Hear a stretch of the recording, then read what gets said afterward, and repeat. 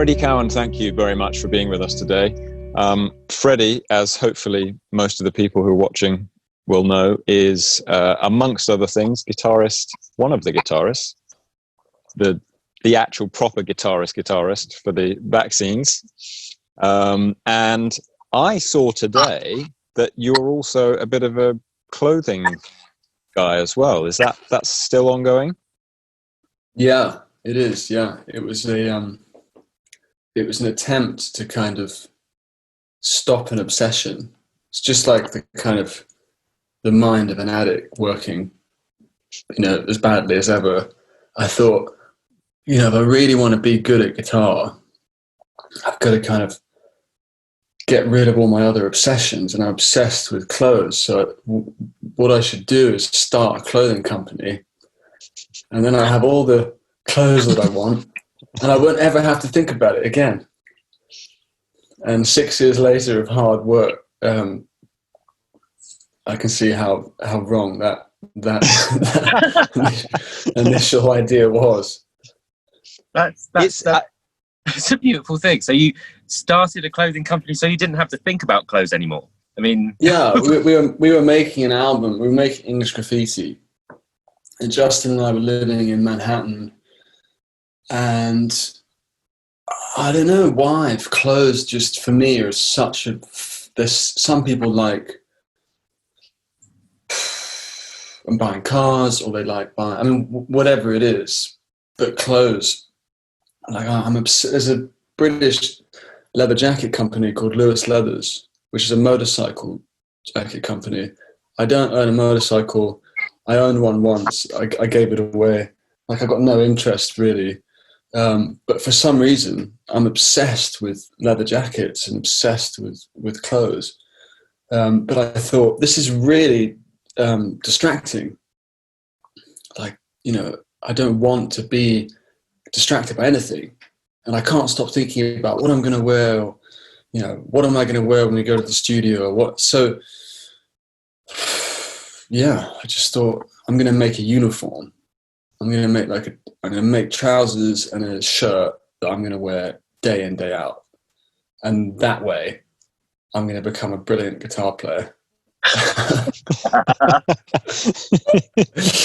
could have just bought a book on, I could have just bought a music theory book or something, but instead I started a kind of, majority of a decade-long adventure in men's apparel.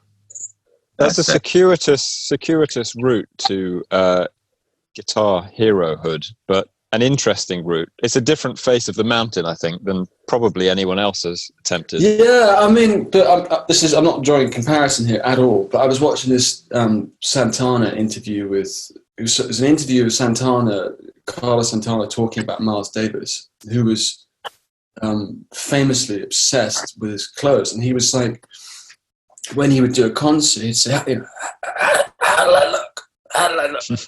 Because he knew that he sounded, not to say this is the case for me, he knew he sounded really good. Mm. But he wasn't so sure about, he was obsessed with his clothes. I think that's the same for a lot of people. I didn't know that there's a shop called Cordings, which is like a kind of tweed, it's like a country sports shop, country sports clothing that Eric Clapton and Graham Coxon are like partners in. Oh, really? Yeah. It's like it's a really old British brand. And Clapton's one of the big owners, and I think Graham Coxon is, one of the smaller owners. But I don't think it's, all these like Hendrix and all these, even Robert Fripp, really strange clothes. And I think it's probably quite more normal than I was giving myself credit for back then to really be concerned with, because everything that you wear or don't wear is a statement. So if you're like in Pavement, and you just, you're wearing, or I mean, grunge is not Pavement is grunge, but the Seattle grunge thing, that was a huge fashion movement. Also, music is often like the big precursor to fashion. It's a big precursor to political movements, to fashion. And there's a Blur lyric, one of my favorite Blur lyrics, what is it? Is it end of the century or something? We wear the same clothes because we feel the same. That is so incisive. And I think that's kind of it. You're exactly what you say. You're making a statement when you put your clothes on. And you're making a statement, but also, I don't know. I think with men especially, they're not so. I'm not really interested. I'm not interested what the shirt is made. It's a bit like that kind of Simon Sinek. There's this guy called Simon Sinek who talks about like branding and says like you don't buy an Apple computer because you know about the hardware. Yeah. You don't know jack shit about the hardware. I mean, some people do, but maybe they wouldn't buy a Mac.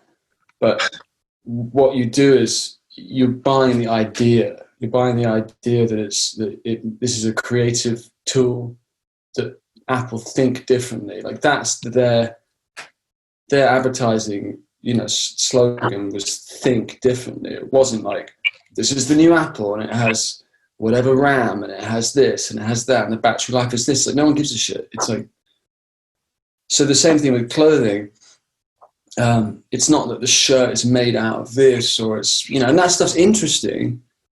But it's more that if such and such wore it, if Damon Albarn wore such and such shirt, then you're like, shit, I really like what he represents. And maybe if I wear something that he's wearing, maybe that'll rub off on me.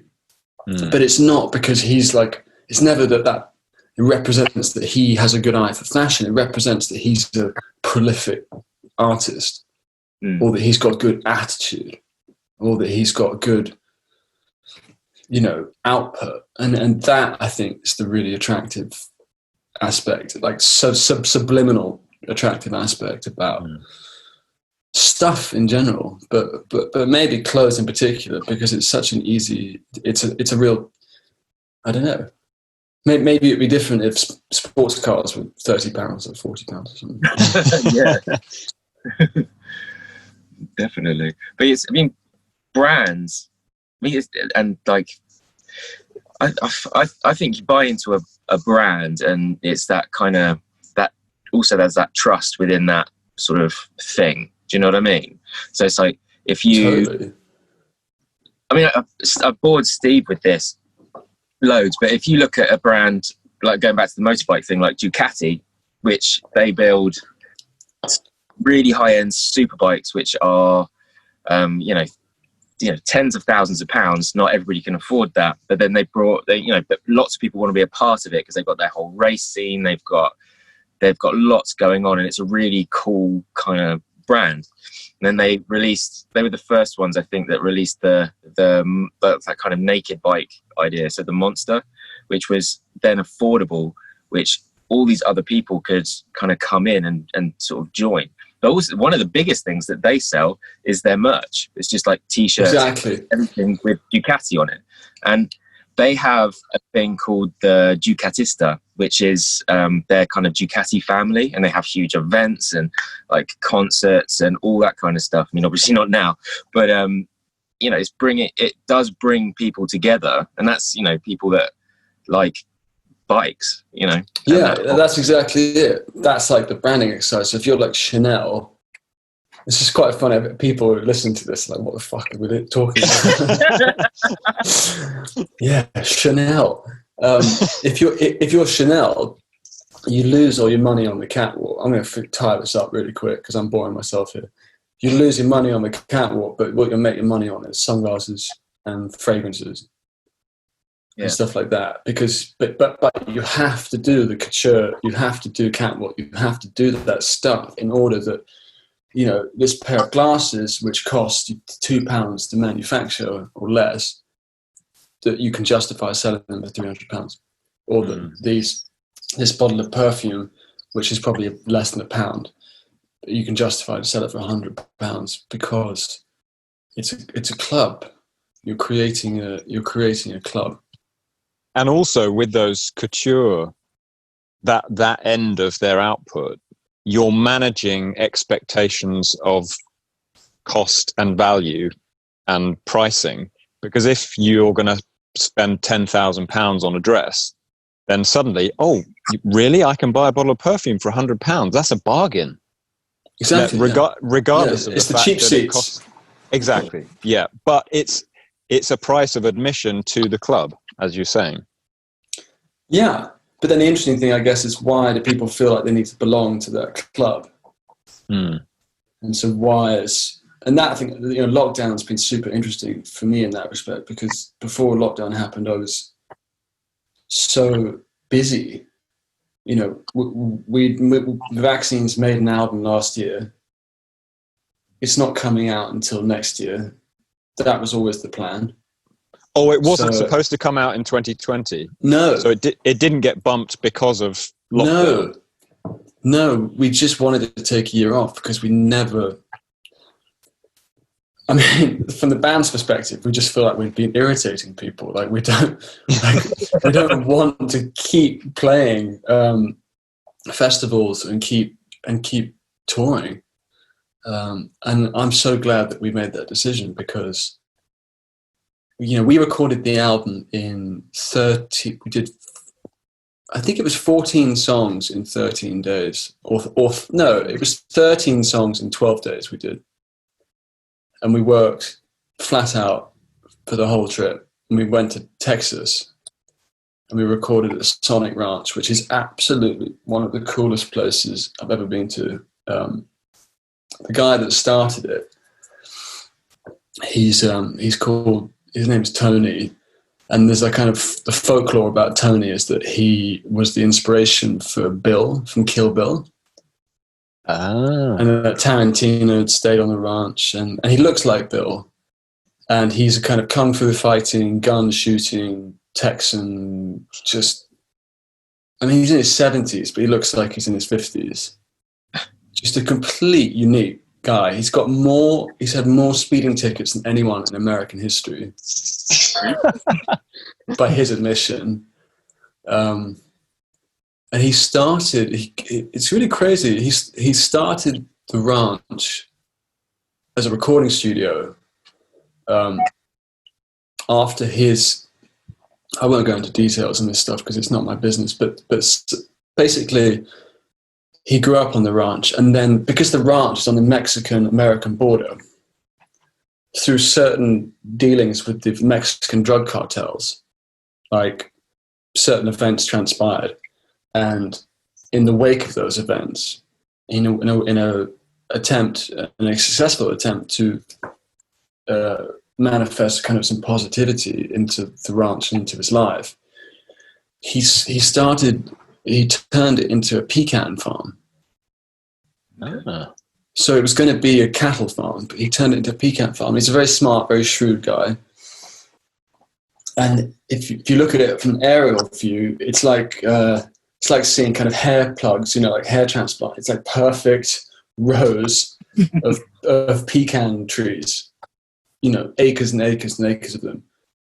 And pecans have become a very big industry. Like nuts, not only people selling nuts and like health conscious developments in diet, but also just a lot of vegan stuff. A lot of vegetarian stuff, a lot of like healthy chocolate bars. There's kind of Snickers that's got nothing bad in them. So he made it into a multi-million-dollar business. Wow.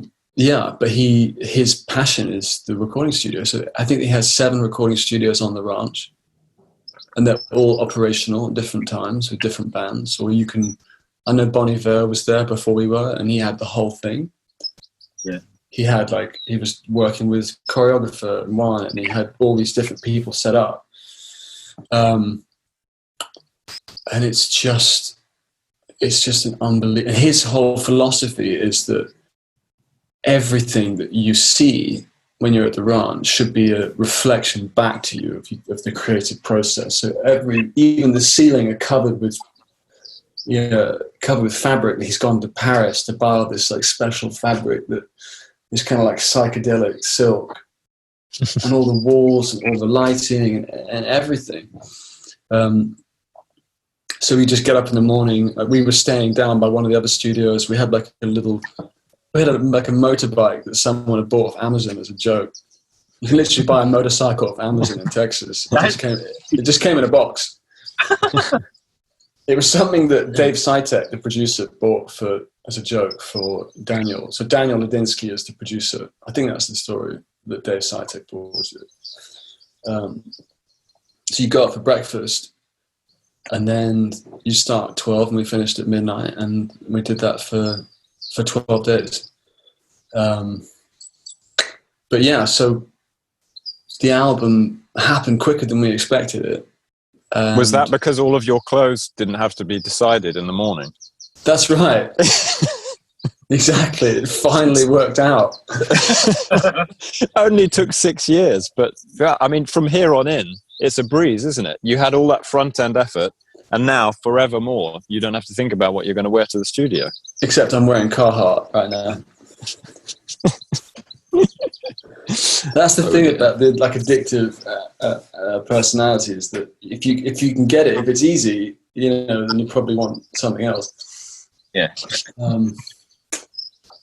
Yeah, it's getting what you want is never the answer. Yeah, that's a very interesting point. Can we who move my cheese? That's the thing, Yeah. Can we go back way back when to your childhood, I suppose, and how it's like therapy. It is exactly like therapy. This is really, really cheap therapy, and you get what you pay for, as you know. So don't expect too much. What are your like? Are your parents into music? Was there lots of music in the house? And what are your first sort of memories of hearing music, being captivated or not by music? Can you kind of fill us in on that? Yeah. I was a very active child in a lot of different areas.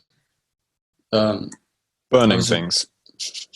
Well, I did actually. Yeah, I used to like sitting under tables with tablecloths and lighting boxes of matches. I knew it. Yeah. I'm still working on it, but I really had a kind of people pleaser personality. So I did lots of things that I didn't really want to do. I was a third brown belt. I failed my first Dan, which is your first black belt karate. I failed it 3 times by the time I was 7. Wow. What? Yeah. So I was nearly a black. I think I would have been the youngest Shotokan black belt in the country, maybe. I played a lot of tennis. I did a lot of. I had my karate teacher would come to school and give me karate lessons in like lunch break and stuff. So I had this. It's not because it wasn't the same for my siblings, but I just was like a real yes person.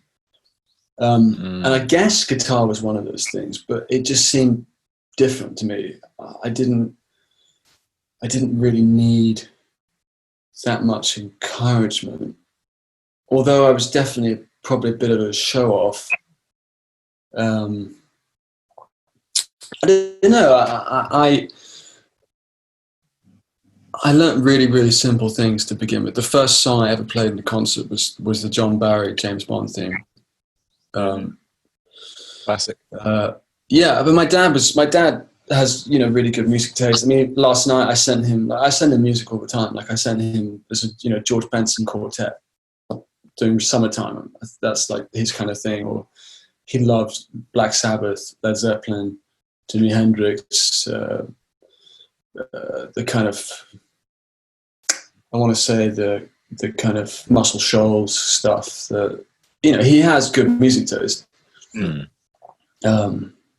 And also classical, but not that I was into classical music when I was younger, but so was there a point where you remember hearing something and being grabbed by it, or was it because you were involved?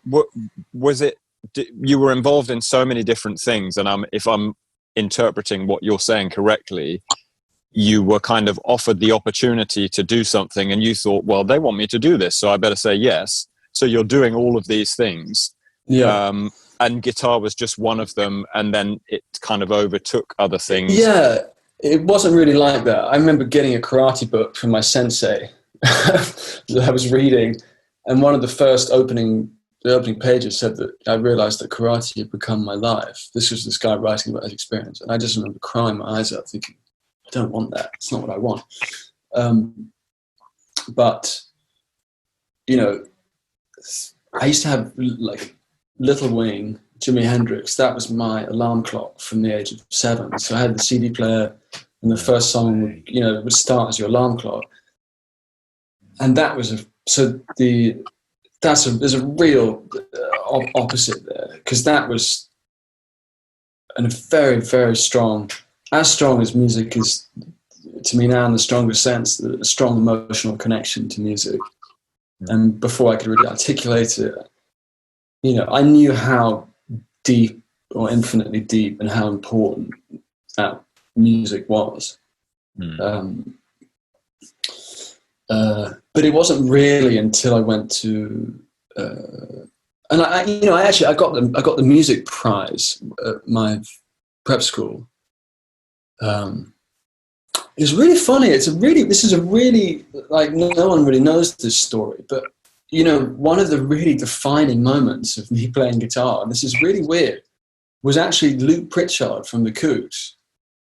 Okay. He went to the same prep school as me, and he was playing it was a really cool thing to do when you're like, I don't know how old he was. He must have been like 11 years old or something. He was playing Jerry Lee Lewis with like a little like jazz rock band at like 10, or 11 years old, doing Goodness Gracious, Great Balls of Fire. And I'd never seen anyone play electric guitar before. That was really, you know, the first time you walk into a room and you're playing live instruments, that was super captivating. But it wasn't really until I went to my secondary school that I became obsessed with it. And my friend of mine sent me he found my old school diary, and, you know, there are some things in there I'm not really necessarily not proud of, but there was that I wasn't interested. I was essentially expelled from school because I was getting in trouble all the time, but I wasn't interested in doing the work. I was interested in playing guitar. And did you have a cohort was there a cohort of other like-minded people who were also into music, or was this just kind of your own little bubble? No, there was a big group of us. My big brother plays in the Horrors. Okay. And I was really into kind of traditional music and classic rock and blues and all these things, and he was really into punk and new music. So he went to Rough Trade Records in Soho, and he bought the Modern Age EP when the Strokes started. And, you know, it was just the right place, right time. We were 13, 14 years old. We were going to Reading Festival. We were dyeing our hair. We were wearing ripped jeans. We were going to Camden, buying, you know, military clothes. We wanted to be the Strokes, the Hives, the Vines, you know, all that like new wave of rock and roll that happened in 2002, 3, 4. We were just, it was perfect. And so our little group at school, a little group of kind of drunks, drug users, misfit musician people, that was what we did at school. None of us were really good students, or we were getting suspended or expelled, or, you know, it wasn't a good time when the report cards got sent home, you know. Yeah. And looking back on that, what are your, because you said that in your diary there are things that potentially you're not necessarily proud of. Yeah. Do you think you could have navigated that time differently, or did you just do what? Okay. Not at all, because I didn't have that awareness. I don't drink or take drugs or smoke or anything anymore. But at the time, I didn't have that degree of separation. And I think that whatever kind of pain that I got better perspective over as I got older was one of the same thing. I didn't know why I acted out. I mean, I don't know if I would have met a psychologist or something, but you're so young, you don't understand the difference. You think everything is funny or it's cool, or you don't understand what's actually going on in terms of the psychology. Like the pop psychology of that situation is that if you have self-esteem issues, or if you have a low opinion of yourself on a fundamental level, if you think you're bad, you're going to find evidence for that. So you're going to behave badly. You're going to get busted. You're going to treat people badly, and you're going to treat yourself badly, and you're going to get the evidence you need. So I was, nearly 15 years away from understanding that when I was 13 or 14. So that's just my journey, and I wouldn't change it. Yeah. I wouldn't change it. I wouldn't change anything. That's just because there were glorious times in that, There were also horrific times as I got older. But, especially when you're super young, when you can drink and smoke and do whatever, and there seems to be no consequences. Like I wouldn't go back and change any of that. Mm-hmm. There were some great times. Well, it's about lessons learned as well, isn't it? Like you say, there are glorious times, but there are mistakes that you made. And rather than just kind of going down the path of those mistakes and then snowballing those mistakes, at some point you said, yeah, this is possibly not the way that I need to be living if I want any kind of longevity and also be able to maintain relationships with people. And so at some point you've drawn back from that and said, okay, I'm not going to do that anymore. But it's all of that is character forming, isn't it? Because that's how your character develops, by responding to situations and modifying your behavior accordingly. No, totally. I mean, there's an adage. It's no one wants to hear a story about, a good-looking person that's never had any issue. I mean, whatever the thing is, there's a great, you've probably seen the Joe Strummer documentary, the Future is Unwritten, the film, the Julian Temple film, which is amazing because what's so interesting about Joe Strummer is that he is so flawed and he's so imperfect, but he just keeps getting up, trying again, getting up, trying again, trying to find his truth, trying to find what he's about. Like, he makes a film and makes like a pig's ear of like the acting, but he did it. Yeah. And you see him when he's in his 40s. The Mescaleras are playing a gig and he's running around, whatever American cities, and he's handing flyers out. He's like, it's a great rock and roll show happening tonight. And people are just like looking at them and throwing them in the bin, essentially. But he's doing it because he understands that this is important for him. And the imperfection of his march forward. There's something ancient about that. It's almost like the story of Moses or the story of whatever it is. No one wants to know about the person that kind of got it all right and did everything right. And because it's so, whether it's anti-character forming or whatever, or like Clapton there's an amazing Clapton film called Life in 12 Bars where he's talking about his life, and there's such a kind of affinity and love for people that have been to hell and back and kind of found their feet, and I think that's because it serves such useful evidence, information for people who are, because life is really difficult to navigate. It just is, you navigate your teens and you navigate having some kind of career, and then you're like, oh shit, it's time to have kids.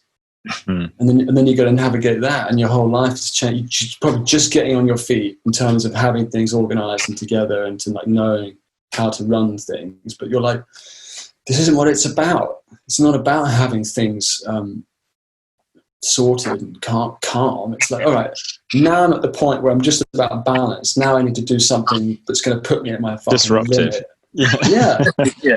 I got to get to my limit again. I've got to put kids in the mix. So I have to do everything I'm doing now, but also be responsible for other people. And if I want them to have a successful life, I can't outsource this. I can't get a nanny or something. I mean, you can obviously have a nanny, nothing wrong with that, but you can't give over the child to someone else to take care of. You've got to make sacrifices. You've got to push yourself to this limit, and is at that kind of point of maximum capacity that we kind of find out who we are. And life is really hard, but it's super rewarding. And I think those people they're good archetypes. They're good archetypes because people do it all around you, you know. But the kind of rock stars and the, you know, whatever, they're good archetypes, and they're useful people to like hang the lessons from. They're kind of like fables, aren't they? Really, everything is a fable. Everything is a story of fable. There's a great book by, I can't remember what it's called, what the name of the author is, Joseph something, but it's called A Hero with 1,000 Faces, and it's the idea that Luke Skywalker, you know, Jesus Christ, Joe Strummer, whatever, it's all the same story. You know, Frodo Baggins, it's the same kind of arc. You're in a kind of comfortable environment, like the Shire, or, you know, whatever planet Luke Skywalker's from, and then there's this Tatooine, and then there's this great disruptive event, and you have to go on this journey of growth and discovery. And then at the end, you get to go back to the Shire, but you're a different person. And you're able to, I guess you're able to see it for the glory that it is. Also see what malevolence there is and what you can do about it. And you can serve as a good beacon or as a good example of someone to help other people. That's what I think ultimately, I think it's all about helping other people, because we are, you know, from single cell organisms to, you know, a human being, it's all about survival. And we need each other to survive. We have to cooperate. We have to survive and thrive. We have to cooperate, communicate, and help. And I think there's if you've ever, you know, volunteered, or if you ever, whatever you do that's a kind of selfless act of not charity, but just whatever, you know, just you do something to help someone else, it's its own reward. And I think that's really, really interesting. That's really interesting to me, like the peace and tranquility and the joy that you get from that kind of stuff, which is so not natural for humans to do. But when people discover that and they do it, it's its own reward. And I think that's really interesting. It feels bad to like lie and cheat and steal, and it feels really, really good to like give someone a guitar lesson, or to, you know, volunteer something or whatever. That's a kind of biological reaction to behavior. That's really interesting. Yeah. And I think that's the coming out of your own comfortable bubble, in which you'll just get more and more frustrated, and maybe you don't know why. But that's because everything is self-focused, and it's easy to be self-focused, but ultimately it's unsatisfactory. So what you have to do is get out of the Shire.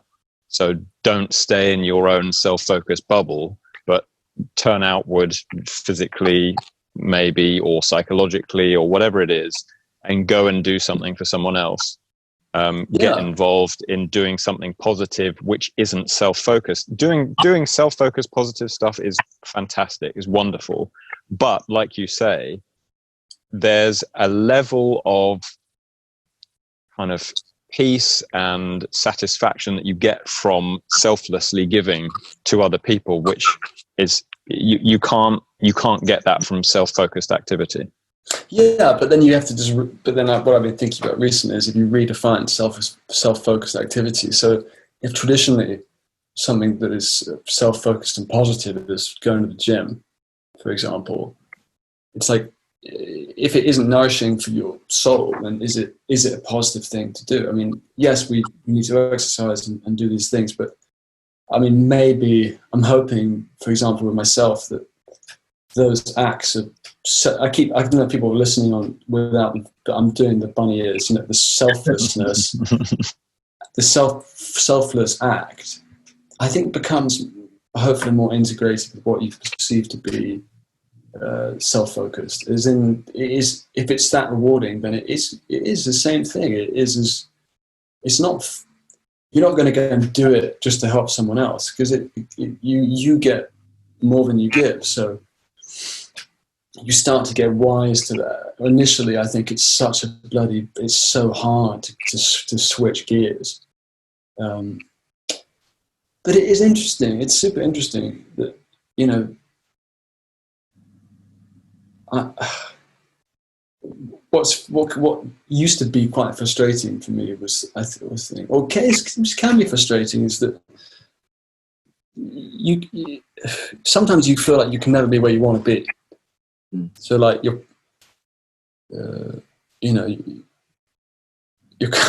if you're playing the tent and then you want to be playing the main stage, but then when you're playing the main stage you want to be headlining, and then, you know, you're like super young and you want to be a band so you can like get all the girls, but then you're in a band and you're in a like serious relation, and you wouldn't change any of those things. But do you know what I mean? It's like when you attain the things that you wanted when you were younger, all the circumstances have changed so much that the things that you required from that situation for satisfaction, they're not satisfying anymore. But that's a really good thing, because you kind of, in a way, you don't really know what's good for you. You know There's a C.S. Lewis writes about that thing that you just described, where you're kind of, it's sort of the grass is always greener, but basically there's an essay called The Inner Circle, and it's suggesting that fundamentally you're kind of wanting to get into that select group that you can see over there. And once you get into that select group, you realize that in the select group, there's an even more select group. And you think, well, if I could just get in there, then I'll be satisfied. And it carries on going and going. And eventually you get to the middle and you're like, I'm the only one here and this is no fun. I mean, I think what's left for people in that respect, which is what's right, is spirituality. I was listening to this, Rick Rubin has a podcast called Broken Record, which is really cool, and he was talking to a meditation teacher, and he said it was one of the worst days of his life when the Beastie Boys' License to Ill was number one, because it can be worse, you know, the thing that's worse than not getting what you want can be getting what you want, because you've put all this pressure, you've hung all your medals on this future attainment, you know. Yeah. And I can neglect this and I can neglect that, because when I get that to this place, my life's going to be sorted. Yeah. And it can be crushing for people when they build that, you know, you build that, call it biblical, call it like a false idol, and then you get it, and you feel even worse. Because you've neglected all this stuff that is important. But the really important thing is, or the interesting thing is, like, thank God that we don't need the things we want in order to feel good about ourselves. Like, what happens if you need to headline a festival to feel good about yourself? Like, my dream is to headline Glastonbury. Okay, that's cool. Like, if that is really going to make you feel better, then there's only like, I don't know, 2,000 people in history that would feel good. And you would have to headline. You know, thank God you don't have to do that stuff to feel good. That would be really unfair. You know? And were you ever in that kind of mindset in the early days of the band? Did you think, if we could just play on the main stage, then I'll be happy? Like, can you tell a tale of something that you projected your hope onto, which you attained, and then realized that it wasn't actually going to bring all of the benefits and satisfaction that you thought? I think I thought that, it's not that I didn't think that what we were doing was amazing, because, you know, I've been playing in bands from the age of 12 or something, 11 or 12. And it had been a real struggle. You know, I was very confident when I was 15 years old that I'd go to London and I'd play a concert, and I was such a good guitar player, and the band was so good that as soon as we play in London, like, that's it. Like, you know, we'll break it. And it was such a kind of long and disappointing and difficult time, you know, playing.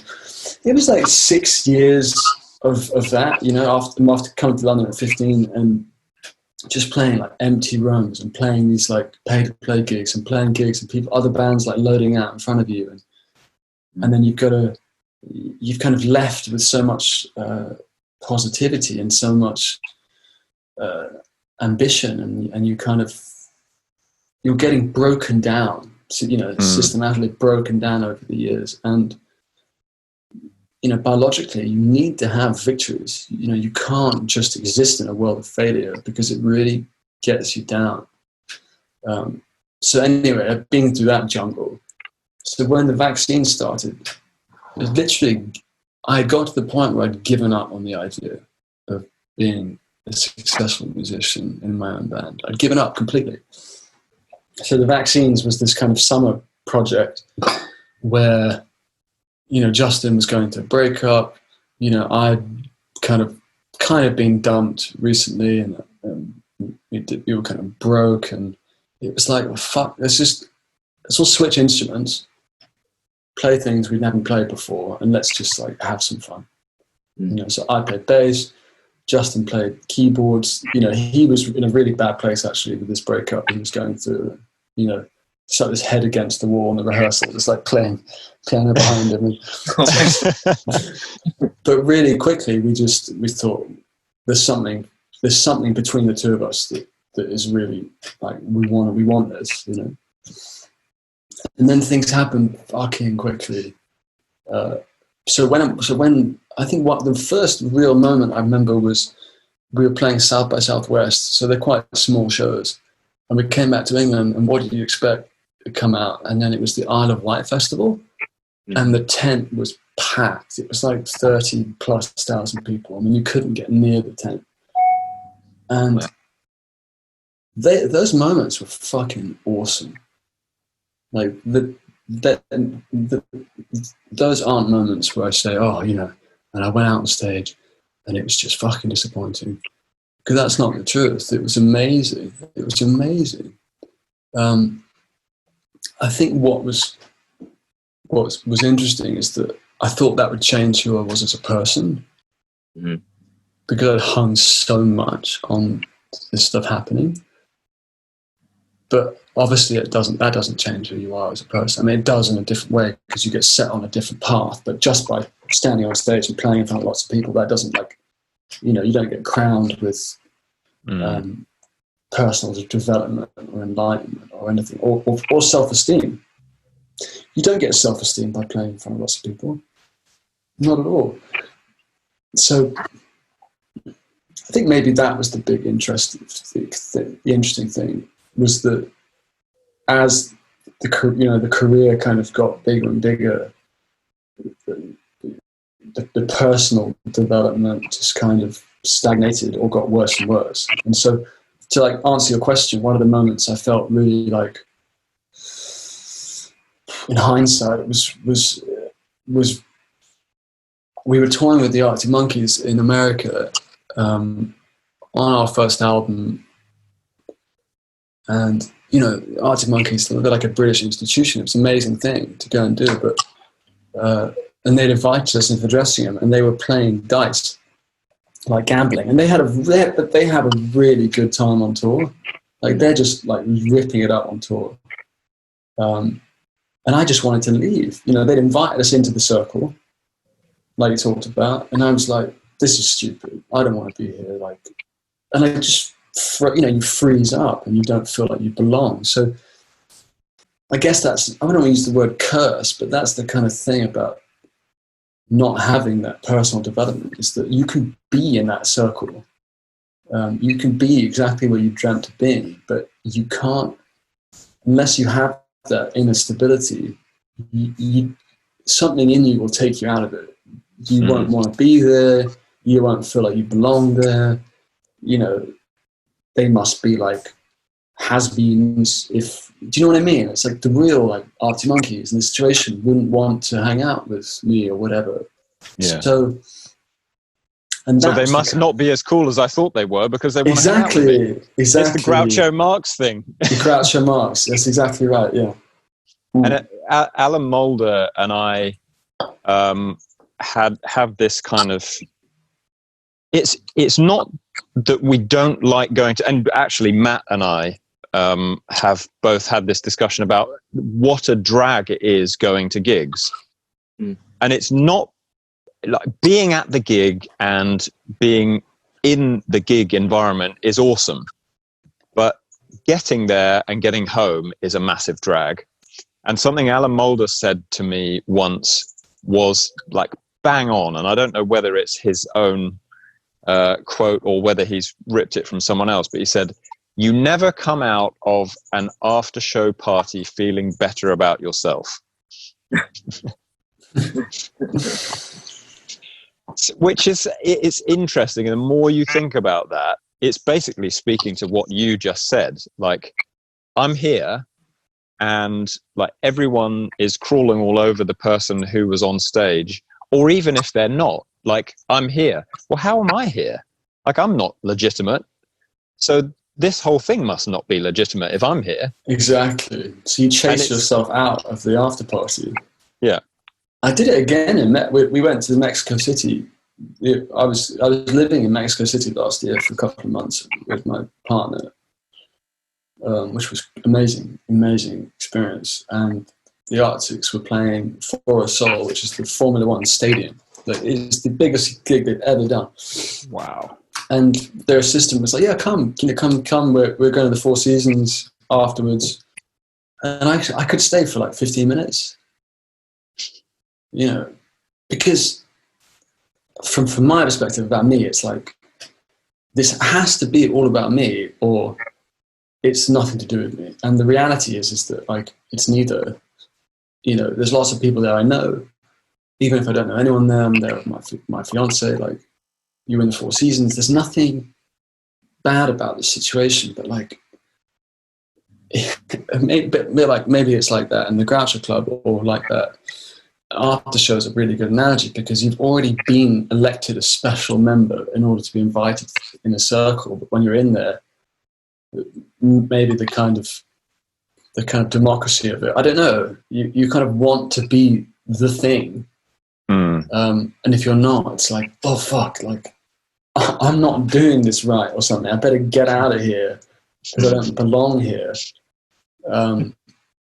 You kind of wish everyone would just introduce themselves. "Hey, you know, I'm Freddie. I don't feel like I belong here." And they're like, "Hey, I'm Steve. I don't feel like I belong here either." Cool, you know. You'll just wear "I don't belong here" badges. Yeah. And then there was Miles Kane sitting on the bar with like gold paint on his face, you know, with kind of two girls either side. And I was like, "Okay, you seem like you belong here, Miles." But what was going through his mind? That's the question. He's like, I want to get out of here with these two girls. There's Freddie from the vaccines. He doesn't have any gold paint, and it's his fiance. He looks like he's doing it right. He looks like he's belonging here. Yeah, man. But that's something. It's the kind of that kind of imposter syndrome is kind of it's everywhere. I mean, I get it all the time. Even just trying to do like be a bit bunny fingers businessman. You know, people. I mean, I've no idea about business really. You know, I never studied it or anything. You go to meetings. I remember I went to like a big UK amp manufacturer. They kind of at one point wanted to sort of invest some money, which didn't come off. But I went into this room with all of these guys sat around this huge table, and it was just question after question after question of like, so you got a business plan? What's your financial reports? What's this? That? I have no idea. I literally just run by the seat of my pants daily, and just hope that I don't fall over too often, basically.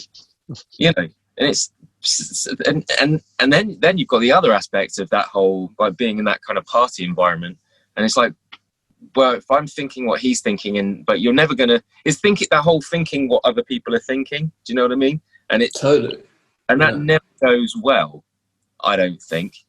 Because I think we're all in the same boat. Yeah, but I think the difference is maybe, I think people who are perhaps more well adjusted are kind of maybe a little bit more forgiving with themselves about it. I don't know. Like, you know, everyone feels, having that awareness that it's kind of, that it's okay. Yeah. I think maybe it's the unforgiving aspect, like with me, for example, less so today, but, you know, still, is that it's not okay. It's not okay to not know, or it's not okay to not feel like you. Do you know what I mean? Mm-hmm. It's that kind of the severity of it, which comes from, I think, that kind of me. You know, it's all about me. It's all about me. What's going to happen? That's that you put your finger on a really the salient point there. It's when you put your hand up in class and you give an answer which is not necessarily a single point answer, and then somebody else puts up their hand and says, oh, and also I think this, and you're like, that's so annoying, why didn't I say that? And it's total, you know, ego and pride. Like, why shouldn't that guy be able to think things that you don't think? But the step on from that is, it's okay if you don't know every single answer to every single question. It's fine. Just like make your peace with that. And that, you know, even at 45, grand old age, I'm still trying to make my peace with that on lots and lots of different levels. But it's an important thing to acknowledge and then try and work towards, because then your sense of, I was going to say illegitimacy, but that seems to carry the wrong connotations. But you know what I mean. Your sense of being non-legitimate diminishes with your acceptance that you don't have to be everything to everyone all the time. It's cool. That's being an adult. And I think there aren't many adults. You know? like the world is run by not by adults, you know. I mean, I'll say, you know, the T word in America, you know, the B word in Brazil, the P word in Russia. These are not all competent, but they don't seem to have that, or even, you know, any dictator or whatever. They can achieve incredible and awful things, but yeah, like what you said just then is like the voice of an adult. It's to kind of be able to be a mediator, being able to parent yourself. And say, oh, I feel a bit upset by that, but you know what? Actually, this is this and this is that, and we're going to resolve it internally. I'm not going to have a tantrum about it. I'm not going to get super freaked out about it. This is just life, and I'm okay. You know? Yeah. That's like the adult. It's the kind of ability to self-regulate. Which is something that I don't have that much. I'm getting it as I get older, but I didn't have that at all. Yeah. I think parenthood, should you be blessed with that is a real game changer on that front, because you are put in charge of, with no qualifications, mind you, you're put in charge of this young life, which is a boiled down essence of kind of selfishness and need, and they're not reasonable, like they're not rational. I've got a 13-year-old, a 9-year-old, and a 4-year-old, and to varying degrees they're unreasonable on an almost minute by minute basis. Okay, so who does that sound like in the world leader category? Yeah, exactly. I think you've probably named all of them, haven't you, with initials? But the thing is, but all of being bombarded by that unreasonableness all the time, you have to make a decision okay, well, either I'm going to have a strop about this and make the situation worse and lose an opportunity to develop my relationship with that child, or I'm going to suck it up and decide not to sweat the small stuff and move forward through that. And also, you're obviously demonstrating how you deal with a difficult situation to the child that you're in the situation with. And that's, it's very difficult to detach your emotions from a situation, but I think you have to do it, because otherwise you're on a course for ruin. Well, as I understand it today, that's the golden rule of parenting, is that your job as a parent is to allow the child to feel safe enough to be themselves, so that you hold the space. Because when you're a child, everything that happens in the world and in your world is about you. Yeah. So you internalize everything. And that's why it's such a minefield for kind of belief systems, erroneous belief systems that damage children as they become adults who come from dysfunctional homes, is that when your parents are having a kind of scuffle, or if there's something going on in the home, if there's domestic violence, if there's, alcoholism, whatever, it's your fault as a child. Yeah. These things are happening because of you. And in order for that to be true, then you have to have made this belief system about yourself. So, if there's a fight happening, it's because of you. And if that's the case, then you must be, you must deserve it. You must be bad, or whatever. And that's what often, unfortunately, makes those children repeat those behaviors. That's why you get people in domestic violence homes that then go on to find abusive partners. So a child is completely egocentric. So as a parent, to be able to hold that space and be like, and to be the mediator, so that they don't have to mediate themselves, then I think they can develop that balance. And I think that is such a gift, because you can see it's not necessarily that common. And I don't know whether that's because we live in such a kind of economically focused culture. We teach lots of things in school, but we don't teach about mental health. We don't teach about handling your domestic situation. We don't teach about a lot of very, very useful things. It's really just about how do you get the right job, and then you'll be set. But it's that is only such a small portion of what living life is about. And then we celebrate and put into power people who don't display any of those qualities. So what's the message to society is make money, basically. Make money and get power, and you'll be in the White House, or you'll be someone you'll have all the things you want. Putin's probably got loads of girls, don't worry. just go after that stuff. And I think it's such an unfulfilling path that all you can do in that situation is dig your heels in tenfold and get more and more and more shit. And because I don't, like we talked about earlier, I don't think it nourishes the soul in that way. So I don't know whether it's because we probably lived in a more of a community environment in the past, certainly tribally, and I don't know. It doesn't seem like there's that much importance in society in terms of not child rearing, but just kind of healthy social development. Because you get 2 weeks paternal leave. You get, I don't know how long you get as a mother, but that's not the important shit. The important shit is you get back to the law firm or whatever. And I think that's propagating a very dangerous, and I don't think it's working for us very well, Yeah. I mean, I kind of judge, try to judge kind of wealth as more, it's sort of happiness is the kind of, that's that's what I personally am working for. So I'm trying to. So you must be Scandinavian then. No, definitely not.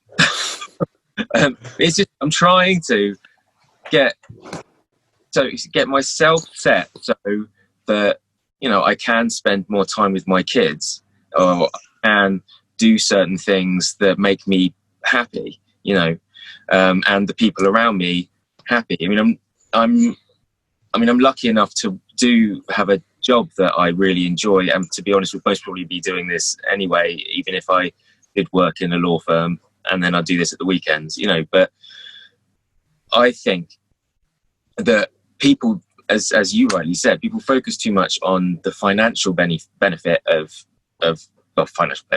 financial focus of life, which, if you worked your arse off and you were just focused on purely on money and achieving, you know, material things, although admittedly some material things do bring happiness and that kind of stuff, but if that's all you did, it's a very lonely place, because you'll be just pushing through and not necessarily making decisions for the right reasons. You're purely looking at the financial thing. So if I can fuck this guy over because it doesn't matter, because I'm still going to achieve this. It's not about you're not building a community, you're not benefiting anybody else really, apart from, again, yourself. I suppose it goes back to that whole it's not growing up and being adult thing. Yeah, because who needs to put all the toys in the toy box and like collect everyone else's toys? It's like, I need more. I need more. Like, I'm not going to be okay until I get more. Yeah. And it's that inability to mediate. And when I said that you must be Scandinavian, because I think that for whatever reason, in a lot of Scandinavia, they have very mature concepts about it. And I think in some ways they've transcended, not completely, but I think a culture that can transcend the idea of you know, the highest wealth percentage being the most attractive demographic is so forward thinking. You know, we only need so much. Mm-hmm. And to have really high taxes, I mean, it's really hard thing to get used to, but you know, you have super high taxes, but then the schools are amazing. Mm-hmm. And then the schools are amazing, so then you have very well educated people, and then it really benefits the country, and the prison system is progressive, and the quality of life is the best, and it's kind of, that's really interesting. It's how you view your taxes, though, isn't it? Because if you view it as someone taking something from you, then your focus is on feathering your own nest. If you view it as giving to people who have less than you, then that's a selfless act. And as we were talking about before, that's going to bring you a degree of satisfaction knowing that you're contributing to somebody else's education who doesn't have the perks that you've had growing up. But then what's the alternative? You know, the alternative is you start living in gated communities, and the 1%, you know, it's a war zone. It's like going to places in Africa where you know, they have almost colonial gated communities, and then the rest of it is like a war zone. It's like, is that society you want to be part of? Is that good for your children? Is that good for the future? You know, are you even enjoying it? So I don't know. It's certainly not a kind of, I don't think it's like a socialist thing, but I think it's just a kind of an awareness thing, and a oneness, because there is a oneness. You know, we do this. The world is this little blue marble in a kind of sea of darkness, and it's a miracle, and doesn't really belong to. We kind of all have to cohabit, you know. I mean, I don't think it's necessarily socialist in the kind of political sense. It's just being a compassionate human being, isn't it?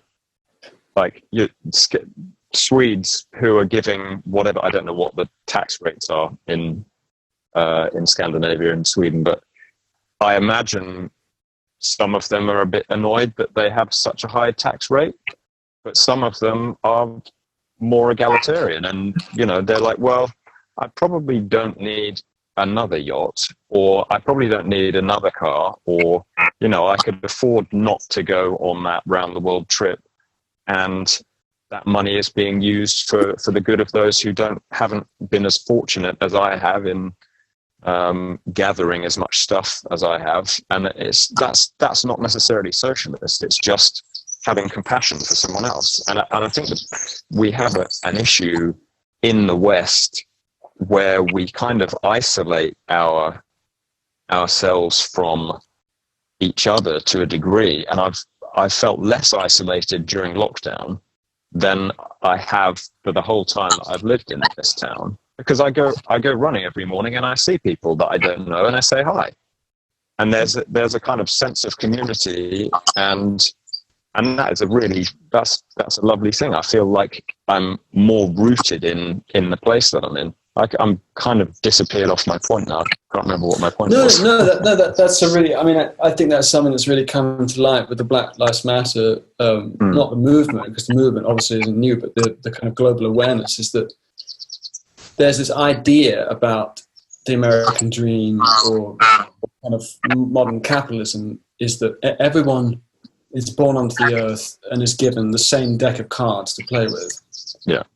And I think we're starting to really understand how erroneous that belief system is. And in the same way that some people don't choose their bad luck, if you're born into a crime-ridden favela in Rio, chances of you getting into crime is exponentially higher than if you're born into a gated community in Hampshire.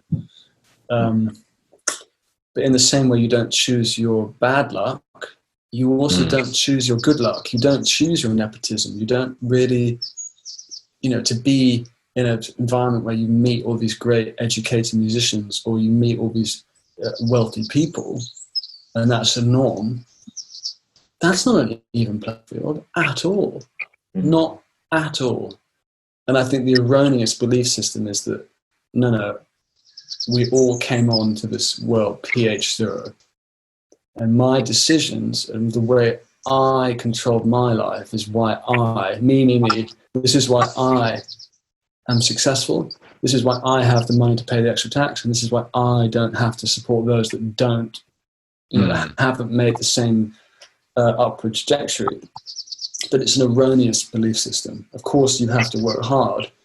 But I think that give anyone who has a kind of a high-paying office job, give them 3 weeks shifts cleaning a high school at night as their second job, and ask that person, which job did you find more difficult?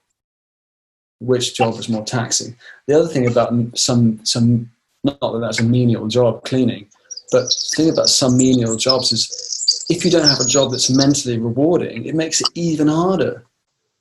It's even harder. So when you build an app, it's a very complicated, very cerebral, very highly developed process, but you are engaged in it and you love what you do. Now, imagine something that is as labor intensive, but is mind numbing and you hate it. And you're also not respected for it or applauded for it or lauded for it. So arguably those things are even harder. So this idea that society, it's like, well, we give the most money to the people who are the best qualified, and they work the hardest. It's like, it's not really the case. So there is, I've kind of lost my point as well. There is a lot of progressive thinking, I think, happening at the moment, which is brilliant. So the idea about higher taxes is that, I was born in this position where I was given a bigger advantage. And I can either propagate this separation of advantage, or I can mildly reduce the comfort of my life, or like you said, the luxuries of my life, and I can pay back into a society that is going to nurture the greater good. And that greater good is going to really nurture the important things. It's going to nurture the world. The reason why Trump gets elected is because of poor education and easy manipulation. And it's easy to scare people who maybe aren't as educated. It's probably the same way the Nazis got elected. So yeah. it's education. It's extremely important. You know, you're not throwing the money in the bin. It's this is vital for the survival of our species. You know. Yeah. So, if it's also that element of people being scared and not being able to think outside of the one view they're given. So in Trump's case, for example, you know, he says one thing and some people not questioning it, you know, or being able to sort of have the confidence to argue it, maybe. how can you question it? Because it's so doesn't make any sense, and it's so like rambling, and it's also so manipulative. I saw it was a Michael Moore film called 11/9 about how Trump came to power, and I'm not sure if I think what he did in that movie was employ the same tactics that Trump was employing in that highly not almost, completely derivative from reality TV shows. So you edit long form conversation into sound bites that kind of that get the person saying things that solidify an argument. But they didn't actually say, yeah. Yeah, you can get Obama doing an hour speech and you can edit it down to 4 seconds, and you can take these things, zoom in, play evil music, you know, then cut to people reacting going, he used to be my president, I can't believe he did that, you know. So he was employing those same ideas. Now, you know, I find it difficult to decipher that and to go, hang on a second. You know, this is a great American. This is someone who I have a lot of respect for. I think there's some foul play going on. So it's really difficult if you're just on your Facebook feed and you're getting highly edited content, and how are you supposed to argue with it? It's the echo chamber. You don't have another side to the argument. So education is going to be essential when there's not virtual reality, sorry, but when they can actually computerize perfectly the opposition saying that they eat babies or whatever. And you're going to have to be educated enough to say, okay, this is, you know, what's the source? Where's this coming from? This is contrary to what I've read in like numerous sources. Because the stage of manipulation is unbelievable. And on top of that, all these people are becoming autocrats. So, you know, Putin is now tied. We'll get off this topic in a sec. He's tied the minimum wage increase in an election to his. He gets to rewrite the Constitution. So basically, if you want minimum wage increased and the pensions to be safe, I think that's correct. You have to allow him to edit the Constitution, which would allow him to be in power until 2036. Like Trump's alluded to doing it, you know, to breaking the 2-term, and who else has done it? Erdogan in Turkey, he's made himself a dictator. So we've got people making themselves dictators all over the world. It's a really, really scary time with mass manipulation on a scale that you've never had more.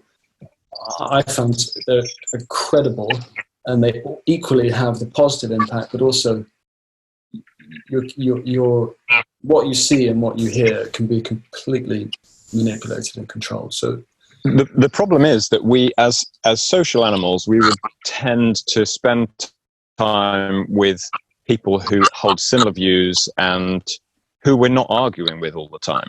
And we just, on Facebook or whatever it is, like you called it, it's an echo chamber because we're just surrounded by like-minded people. And so when Labour don't get in on whichever election, all of the Labour voters on Facebook are saying, I can't believe it. I don't know anyone who didn't vote Labour. And that's because all of their group, all of their bubble are Labour voters. But there are also Conservative voters out there who are not. And it kind of gets into the tribalism thing. You turn people into or you turn a person into a belief that they hold. And so all that person is the belief that they hold about one certain thing. And then you each stand on your hill and you throw rocks at each other.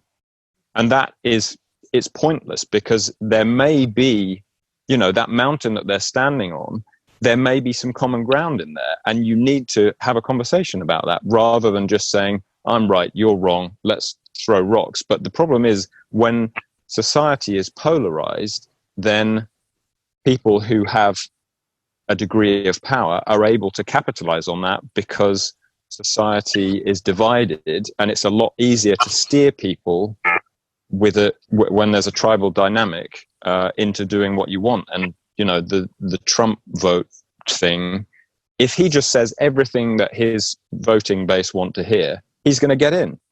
And at this point, it's irrelevant whether he's able to deliver on any of it, because he'll say something which contradicts what he said yesterday tomorrow, and everyone will forget about that thing.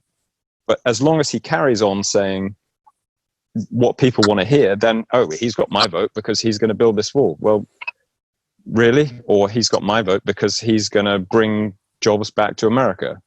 Okay. Yeah, well, but that's all fear. That's all fear. So he's going to build a wall to keep people out, and he's going to bring the jobs back because the jobs have been taken away by someone else. So what happens is there's a kind of collective shadow, subconscious. So you project. I was reading the other day that when the bubonic plague, so the Black Death happened, that they blame that on the Jewish population. even back then. I mean, not even back then. I mean, when Homo sapiens were roaming the world, we killed all the Neanderthals. I think there is a collective projection of the shadow, which makes it very easy for us to say that there's nothing wrong with us. We don't have to change. We don't have to do anything differently. That's exactly it. Yeah, if you can vilify the other side, then automatically it means that I'm right. So therefore, I don't have to examine myself and my motives and my beliefs. You're wrong, and that's all that matters. So let's stone them. Exactly, that's right. So you stone them. So when that makes someone like a heathen, and then you can do terrible things to these people. Mm. So anyway, what guitars are you working on, Matt? Yeah, sorry, I was.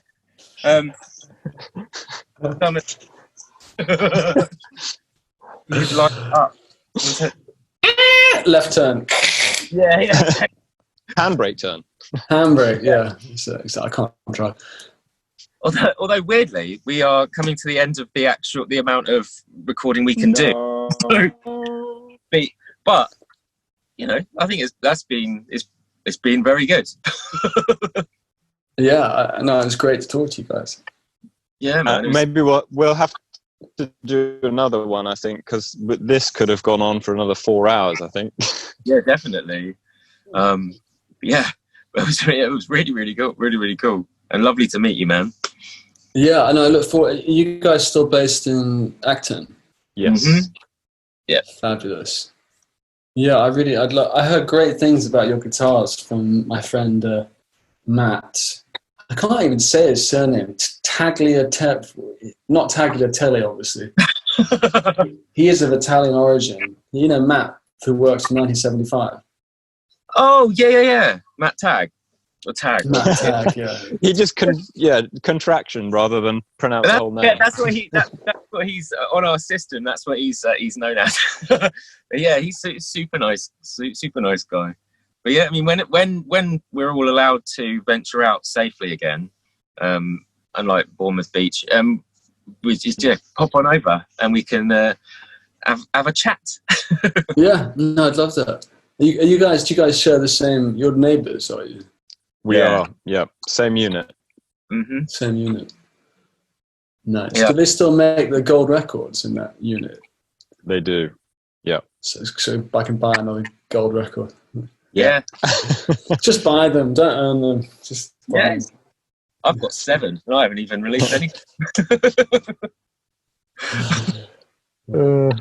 Well, thank you very much, Freddie. It was a joy It was to pleasure actually to speak to you guys. And we will be in touch about other stuff, no doubt. Yeah, you sonic wizardry. Yeah, well, Matt is likewise a sonic wizard when it comes to the pickups. So we'll have to get you in when we're all allowed to be close to one another again, and we'll have a play. Love that. Thanks very much for having me. Thanks, Freddie. All right, peace. Take it easy.